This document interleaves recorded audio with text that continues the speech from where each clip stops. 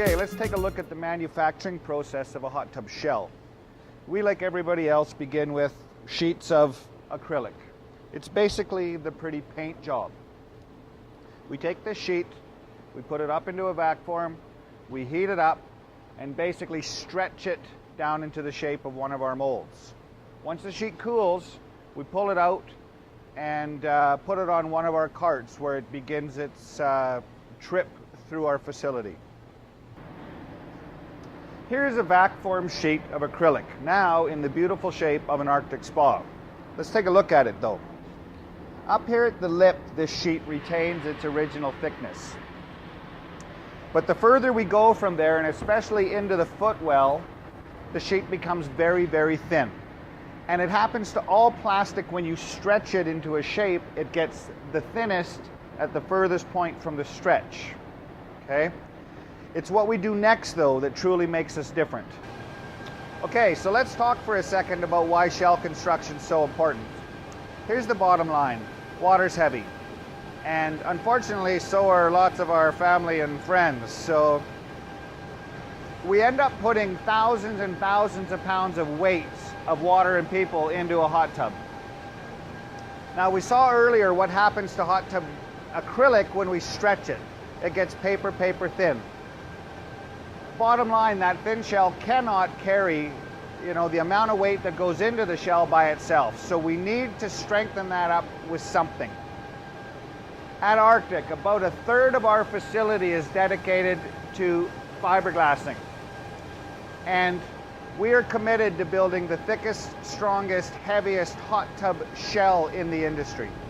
In these fiberglass booths, we spray on and hand roll multiple layers of a unique filler-free fiberglass mixture.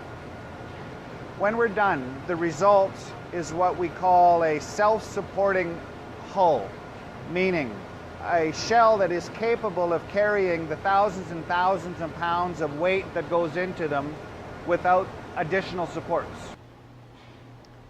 So let's take a look at what most of the rest of the industry is doing. We've seen a significant decline in the number of manufacturers spraying fiberglass in the last number of years. Why? Because it's expensive. There's a tremendous amount of cost, labor, space in a factory required to spray fiberglass. And it's just reflected on many of them not doing it.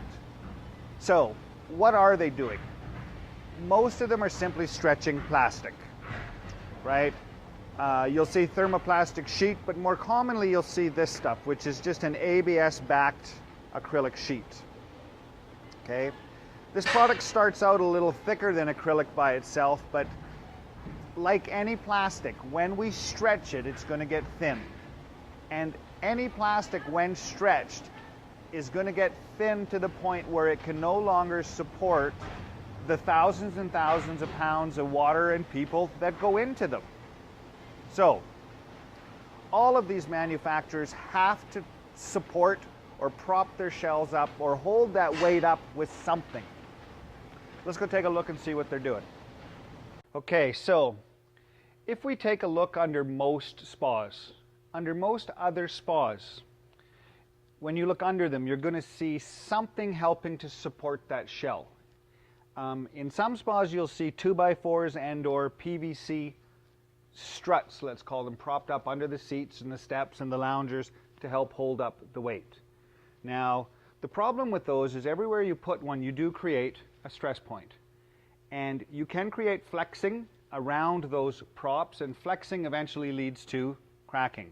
And that's a pretty big problem when you have a hot tub. The second and more commonly used material to help support shells is foam. And in a lot of tubs, you're going to see either the shell completely sprayed with foam, and or more commonly than that, you'll see the entire cabinet filled. And they use this foam to help support the weight of the water. Okay? Now, in the Arctic spa, you are not going to see either of those two things. This shell is thick enough and strong enough to carry all of this weight to the point where you'll never see 2x4s or plastic props holding it up. nor will you see any foam on the shell. And it really does let us insulate our tubs a little bit differently than everybody else. Our insulation is perimeter. So our floor is completely insulated, the walls of the tub are completely insulated, and we do a very good job of insulating up around the lip as well. But we're insulating this tub very, very much like a house.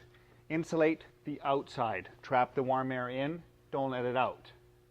You know, another good analogy we can talk about is a freezer or a fridge. You know, it's a different concept because we're insulating cold, but same concept. Insulate perimeter.